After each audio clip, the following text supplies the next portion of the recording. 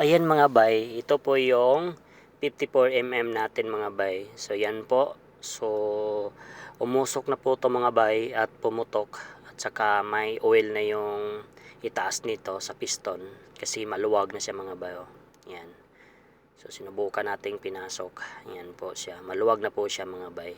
Kaya yun ang nagiging nangyari sa kanya na nagloloscom na po siya. Kaya ang ito po yung dahilan kung bakit po tayo nakapag 5.7 mga bay. So wala na tayong paligoy-ligoy pa. 5.7 na natin to kasi pag sinubukan ko mag 55 kaso hindi pa ako nakapag-order. Ang dumating sa akin is 56. Kaso lang yung 56 hindi pwede yung stock block natin mga bay na gagamitin kung tayo'y mag-rebore kasi manipis na yung sleeve niya na matira. 1mm na lang.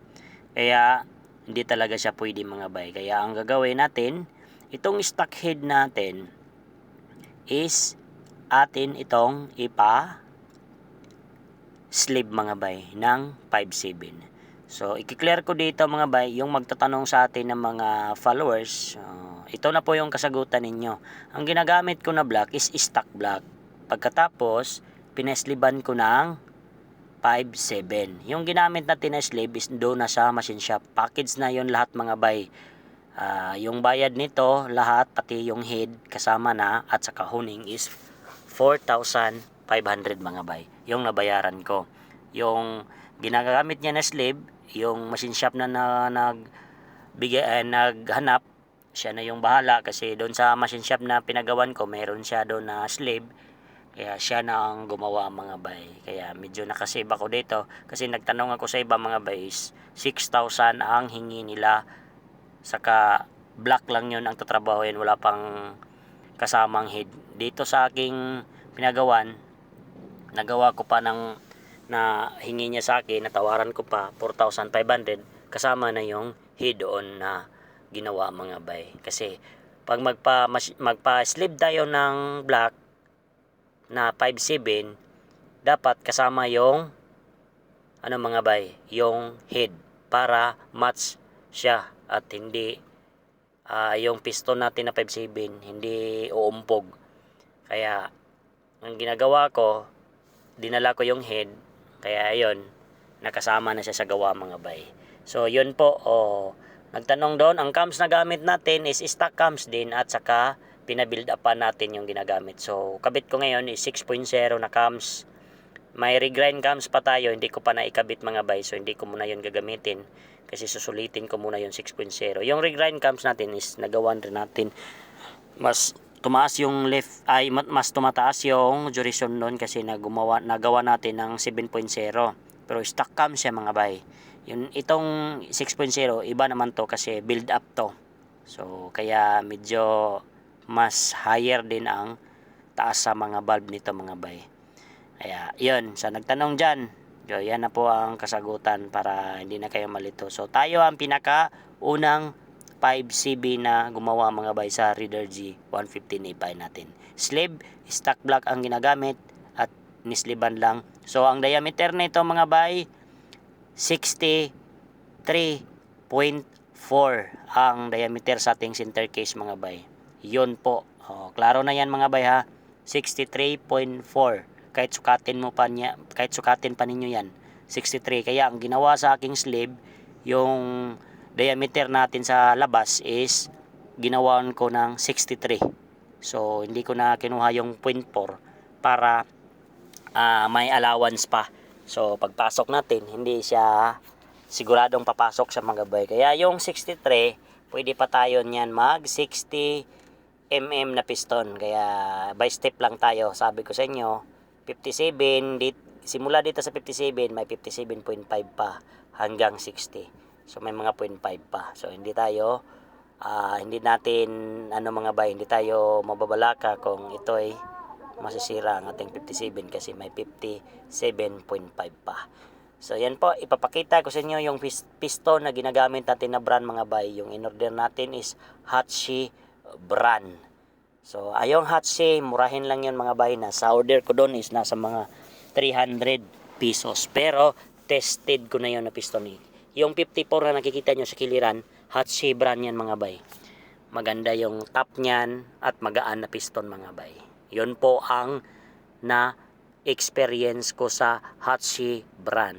Pero sa sunod nating order na piston mga bay is yung original, yung FIM. Kasi yung original sa ating black mga bay, yung piston nito, yung original is FIM yung brand. Kaya may nahanap na akong FIM doon, tag 1,000 plus. Yun ang orderin ko, 57.5 meron sa FIM. Pero pakitan, walang pakit mga bay, kaya okay lang yan. Kasi pag ipapasitap natin to non kay Sir Chiboy, siya na po yung magpakit mga bay. Pero ito ay season lang po pagkagawa nito mga bay. Maganda nito sa aking pinagawa na 5.7 is nakahuning na po siya, kaya hindi na tayo mahirap mag break in. So meron na tayong dumating na 30mm na total body at saka 8 holes na injector mga bay. Gamit natin na TPS is 4S1M mga bay. So ipapakita ko na yung 5.7. Let's go! Karon mga bay, nabot na po ang 57mm piston. 57mm piston. Wapor ba kapatutos oh. Wala. May ngalan mga bay, balik sa mali nga klase ng piston. May ngalan ng sudlanan. May ngalan ng sudlanan. Sa may piston. Yung siguro 5 oh. Uy. Lahi mga klase mga bay. Dili manidong. Flat piston man dahil eh. Kay kuyawa ang piston nila. Laluma kag porte. Pang big bulb na gini bay. Munis. Ito po yung 5.7 natin mga bay. So tiningnan ko sa kanya sa sealer nito is ito po yung Hatsi brand. So yung package nito mga bay, hindi lang nadikita ng Hatsi na sticker, kaya yon napagtaka ako mga bay na bakit yung ano niya is wala pong label. Kaya yon, goods na yan mga bay. So ipapakita ko na sa inyo yung ating break-in sa ating 5.7 mga bay. So pasensya na kayo, hindi ko na videohan yung pagkagawa. So shoutout kay Sir Chiboy. So siya po yung gumawa nito mga bay. Yan po, subukan po natin yung 5.7 para malaman natin yung buga nito mga bay. Pero sinabihan niya ako na wag i-berit kasi kulang pa yung gas mga bay. Kaya ayun, nag-order muna tayo ng 30mm na throttle body, kasama na yung 8 holes injector na pang 150cc, TPS na 4S1M. Yung TPS 4S1M mga bay, kaparehas sila ng presyo sa ating throttle body set mga bay. Grabe ang mahal ng 4S1M na mga TPS mga bay, kaya yun ang ginawa natin, sinulit na lang natin para goods yung pag-reset natin sa ating ECU. Kasi ang gagamitin natin mga bay is stock ECU rin, wala pang racing ECU yung magawa nito mga bay. So may nag-advise sa atin na kapwa natin Reader J, yan ang ginagamit niya sa kanyang Reader J, 54mm lang naka-install sa kanya. Yun goods, ang gamit niya is 28mm na throttle body. Yun po ang sinabi niya sa atin na orderin. Kaya sa atin is 5.7 na, kaya nag 30mm na tayo para match na siya mga bay. At saka 8 holes na injector, kasama na yung TPS na 4S1M mga bay. Kasi pag 4S1M yung gagamitin na TPS mga bay, branded yan. Tsaka mas maganda daw pag i-reset is marireset po siya. Kaya yun ang gagawin natin para magamit rin natin ang stock ECU natin. Hindi muna tayo magpalit ng ECU mga bay. Pag hindi madala sa reset mga bay, pero 100% daw ma-reset talaga ito mga bay. Sabi nung naka-PM ko na kasama natin or yung kaparehas natin ng Motor Raider G. So nakalimutan ko yung pangalan niya mga bay, so ilagay ko na lang dito yung pangalan niya. Siya po yung nag-advise sa akin.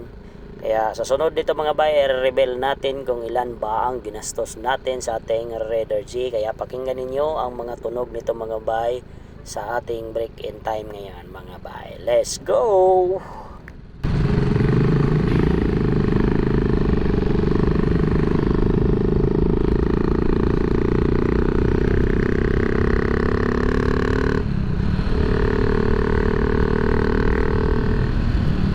60-60 for break and time.